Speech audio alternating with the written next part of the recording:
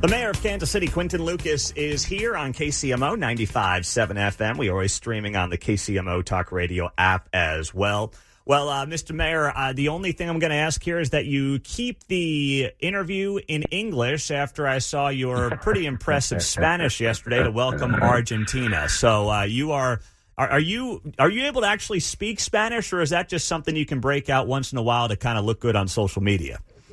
You know, I studied it through almost all of my schooling, which, as you know, was a pretty long time.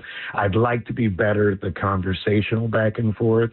Sometimes that's tough, but speaking it, you know, obviously can write in it and all that sort of stuff is something that I'm decent at. But okay. If you have a fast-talking person who comes up to me immediately, I'll be like, please slow down. I still speak an elementary version. Okay. All right. Well, that's pretty impressive. I admit you didn't have many jump cuts in that video, so I give you credit for that yesterday. So Argentina's officially coming here. What do you think that means for Kansas City without overhyping it, knowing full well some people are not going to notice any difference. Some people are going to come out big winners. What's a realistic way to look at this for Kansas City? Yeah, first things first, I never jump cut a video. Look at all my stuff. You do not see it. And even if they intersperse things, I am a guy who can do the one-take thing. You know that about me. But anyway, on the you got to teach Sharice Davids. You got to teach your friend. I will answer the question on Argentina. She may be your senator soon. I will note that, you know, with Argentina, look, I think it's going to be great for a few people, good for others, and then, you know, for others, it'll just be nice. For the people it's great for, obviously, Sporting Kansas City is a huge winner. They're playing at their Pinnacle Sports Complex area out in KCK. That's going to be big. Obviously, that's something that's for their facility. They're just using it, of course. Probably attendees that you're charging to watch. I mean, there are those things that happen. Obviously, where they will be staying, we're not disclosing that, but nonetheless, that will be something that's big. Maybe anywhere in the region, of course. So that's going to be great. And then, of course, Argentina is one of those teams and brands that travels exceedingly well. And so expect where there are big convenience and centers of lots of people in Kansas City, downtown, the Country Club Plaza, all that stuff to get filled up. Argentinian restaurants should be doing all right. But, you know, those are the folks for whom it's great. It's good. Obviously, for local government coffers, when you have more people, this is one of the better traveling fan bases. So I expect it to be good for KCMO, probably the best for us of everyone, but many others can certainly benefit from it. And for everybody else, the downscale positive is, of course, that more government revenues and activities are something that is good for everybody. Mayor Lucas is here on KCMO Talk Radio. So they are going to be staying, though, in Kansas City, Missouri proper?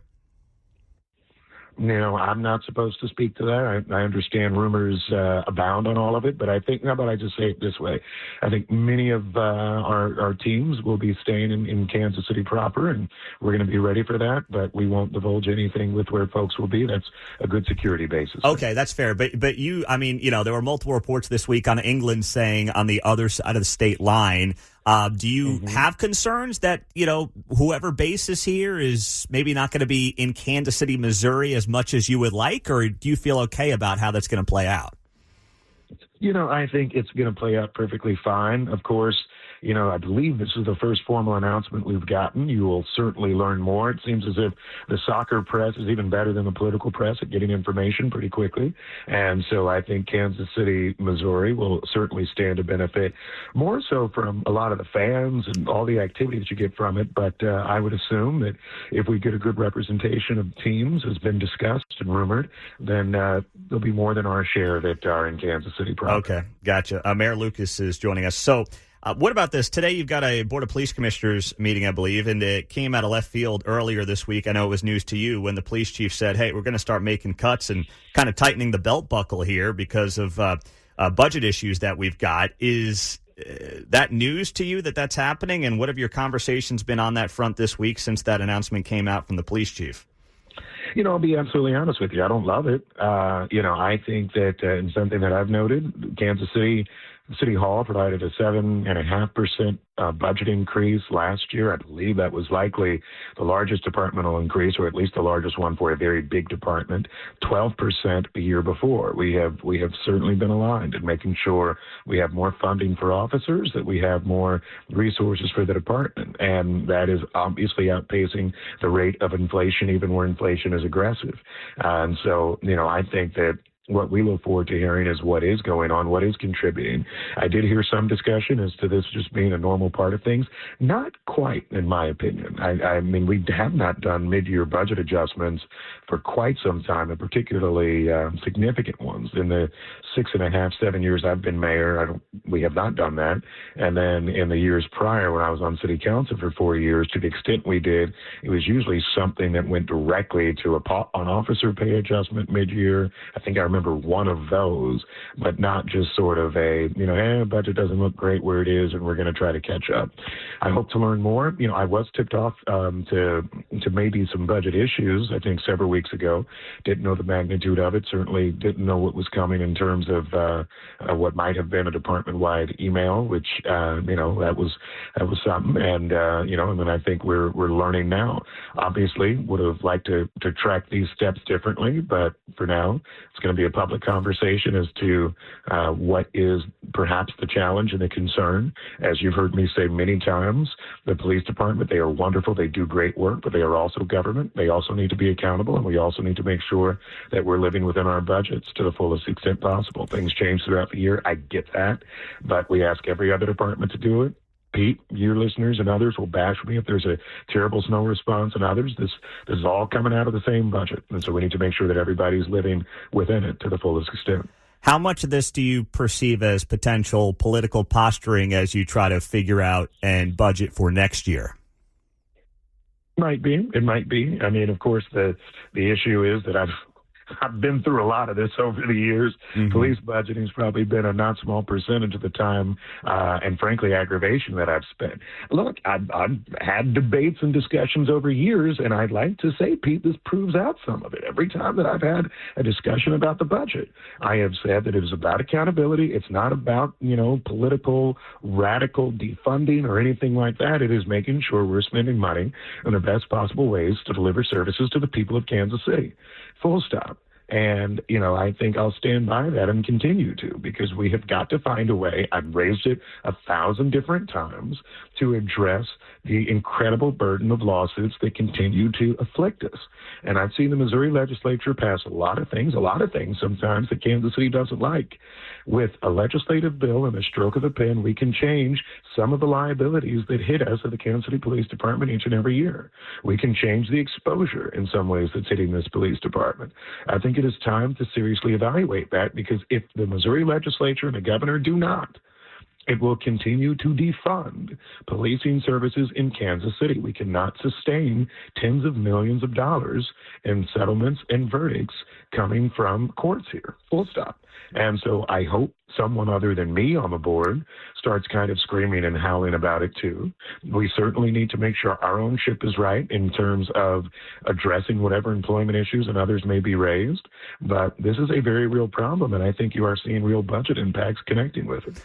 Mayor Lucas is here on KCMO. I want to ask you, I know that you probably saw some of this on social media the last few days, Mr. Mayor, and that is, we well know how you feel about this proposed ICE detention facility that may happen in South Kansas City. We don't know exactly how it's going to play out, but you had members of your city council, you had members of the Jackson County legislature, and the Kansas City Star, too, writing a piece kind of doxing these guys and saying, hey, I'm going to review everything that they do in Kansas City.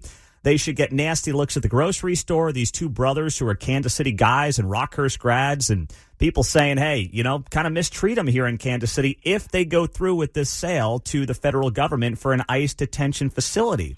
I mean, these are your taxpayers. These are, I believe, your residents, your business owners. Yeah. Is this how you want Kansas City to be portrayed?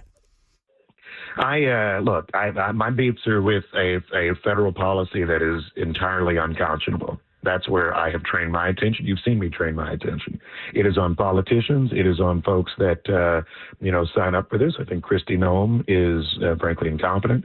I think that is where I would train my attention. I don't, I'm not here to necessarily police journalism, and I'll let you do more of that. You're one of them. But Quinton Lucas, I think a lot of the people who are more aligned with me are going to make sure that we continue to have a fight that is about how this unconscionable policy needs to end. Well, forget the star. What about, elected officials doing this stuff to these guys?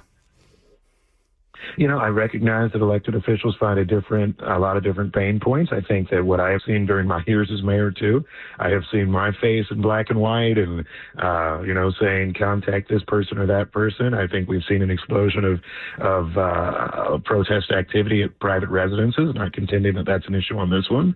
But, I think I always favor going at institutions, and obviously government institutions, businesses, others are formal places to do things. I think I prefer avoiding homes, families, churches, those sorts of things, and I think that's a more responsible way usually to address it. Has there been anything new since your moratorium passed in the last couple of weeks that you've learned on this potential deal?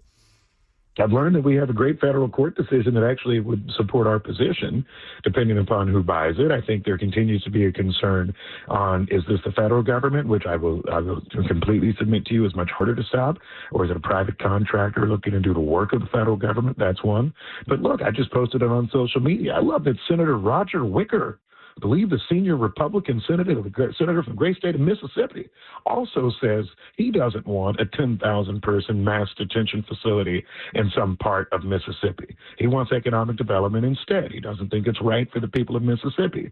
I say so, too, for the people of Kansas City. And I call on, of course, my good friends, Senator Joshua Hawley and Senator Eric Schmidt, to agree with us in connection with this. I think that's the latest news I see. I stand with the Republican Senate. I stand with a lot of decent Kansas Cityans and Americans who say, not in our backyard. Mayor Lucas on KCMO Talk Radio. All right, Mr. Mayor, we appreciate the time as always. We'll let you go. I did want to ask you how much you thought that all your interviews here over the years prepared you for Face the Nation on Sunday. Hey, look, I was quick to the point, Pete. You would have been like, I trained that guy. So, I think they've been very helpful, but more than anything, it helps you speak common sense when you come on KCMO. There you go. All right, Mr. Mayor, have a great week. We will talk to you next week. Thanks so much for the time. Yep, we'll see you. All right, that is Quinton Lucas on KCMO.